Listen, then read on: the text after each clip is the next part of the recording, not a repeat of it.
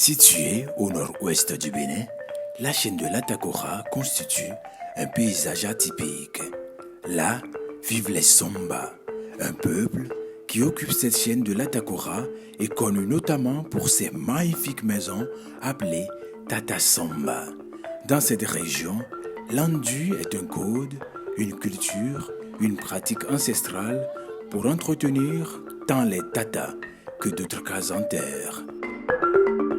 La beauté et la survie de cette architecture dépend de l'endusage dont la réalisation est une activité qui relève de la compétence des femmes. Les hommes n'ont pas question de faire l'enduit sur le tata. Même depuis lors de nos ancêtres, ils nous ont dit que c'est les femmes qui doivent faire l'enduit sur le tata, sur une case ronde. Parce que si un homme travaille avec les femmes à l'enduit, c'est parce qu'il cherche quelque chose auprès des femmes, c'est pourquoi il est là. Sinon, un homme n'est pas invité à faire l'enduit sur le tata.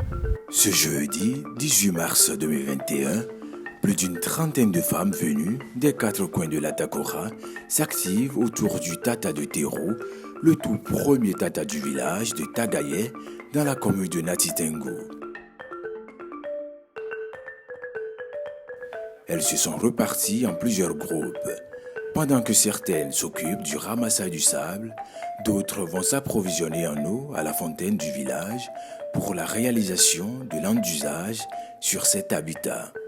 C'est avec cette pierre que nos grands-mères décoraient les tatas après le crépissage. C'est cette même pierre qui servait à faire la scarification chez les jeunes filles.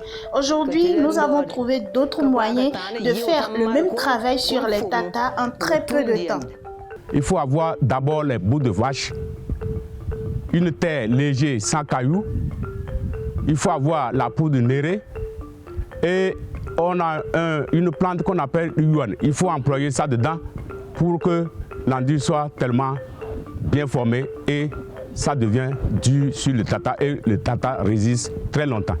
Cette activité organisée du 18 au 19 mars 2021 dans le cadre de la mise en œuvre du projet de promotion des habitats en terre crue pour lutter contre les changements climatiques et la déforestation dans l'Atakora, HTC Atakora, est dénommée la fête de l'enduit.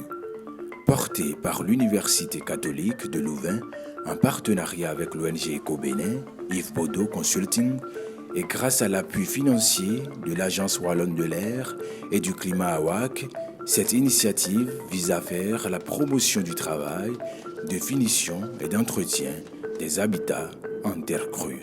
Qui parle d'optimisation, parle d'amélioration des techniques de construction, mais également de rénovation et surtout de l'endusage.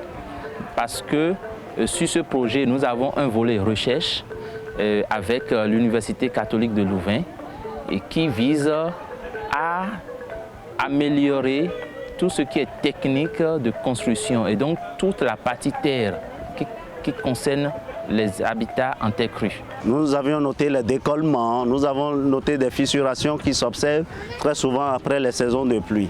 Et c'est pour répondre à cela que nous avons proposé l'eau de néré associée à du fer rouillé pour batigeonner l'ensemble et offrir une durabilité à l'enduit qui est fait et protéger au mieux le bâtiment.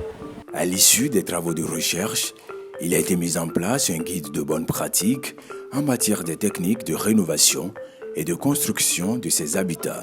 Ces pratiques sont insérées dans un manuel dénommé « Manuel des HTC ». L'utilité de ce manuel sera de proposer aux populations un certain nombre de procédés avec une revue proportionnée des ingrédients qui sont utilisés, des ingrédients bien locaux bien évidemment, qui sont utilisés pour la préparation de ces différents matériaux-là.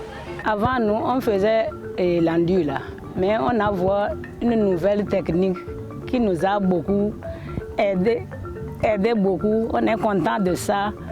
On nous a appris, le projet nous a appris quand on veut continuer à faire le travail, les techniques dans lesquelles on va passer pour faire le bon travail.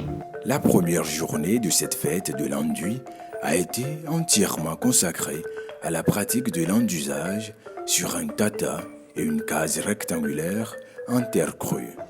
Au cours de la deuxième journée, les participants ont effectué une visite guidée des chantiers d'usage.